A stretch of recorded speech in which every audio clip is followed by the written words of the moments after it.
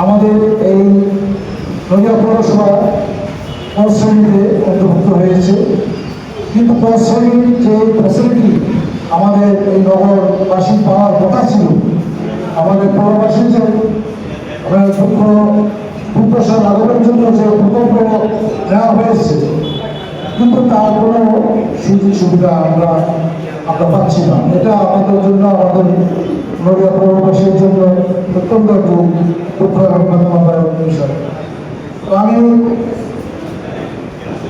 সকলকে অনুরোধ করবো, আমাদের আজকে যারা ঢাকা থেকে নেওয়া এসেছে, আপনাদের কাছে আমাদের বিনোদন অনুরোধ রাখবে, আমাদের নগরবাসীরা এবং পৌরবাসীরা আপনাদের কাছে যে তাদের দুঃখ দুর্দশার কথা বললেন, আপনারা সেগুলোকে অত্যন্ত গুরুত্ব সহকারে বিবেচনায় রাখবেন এবং অতি দ্রুত যাতে আমাদের এই সমস্যার সমাধানের জন্য ব্যবস্থা নেওয়া যায়। আমাদের রাস্তাঘাটের যে বেহাল অবস্থা, আজকে এমন একটি সময় আমাদের এই অনুষ্ঠান হতে যাচ্ছে যখন আমাদের নাগরিকদের অত্যন্ত কষ্ট হচ্ছে। একদিকে যেমন জলবদ্ধতা হচ্ছে, হেঁটের মান অনেক অনেক জায়গায় আপনার অনুন্নত অবস্থায় রয়েছে, সেগুলোতে আমাদের পৌরবাসীরা অনেক কষ্ট তারা ভোগ করতেছেন। রাস্তাঘাটে বেহাল দশা, প্রত্যেকটা ওয়ার্ডে যে অবকাঠামো উন্নয়নের জন্য যে রাস্তাগুলো রয়েছে, এই রাস্তাগুলো অত্যন্ত বেহাল দশা।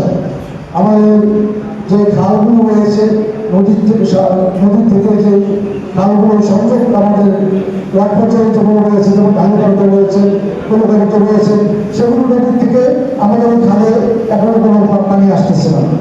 সুতরাং পরিকল্পনার অনেক ব্যত্যয় এখানে রয়েছে।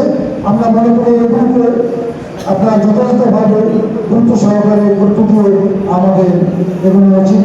আমাদের অঞ্চলে কয়েকটি ইরিগেশনের প্রজেক্ট আছে। এই খালের পানি, নদীর পানি যদি খাল দিয়ে প্রবাহিত না হয়, তাহলে এই আপনার ইরিগেশনের জন্য বিভিন্ন ব্লকগুলো আজকে নষ্ট হয়ে যাচ্ছে। সেখানে কৃষকরা তাদের যে উৎপাদনের জন্য যে ব্যবস্থা তারা নেবেন, সেখান থেকে তারা উৎসাহ হারিয়ে ফেলছে।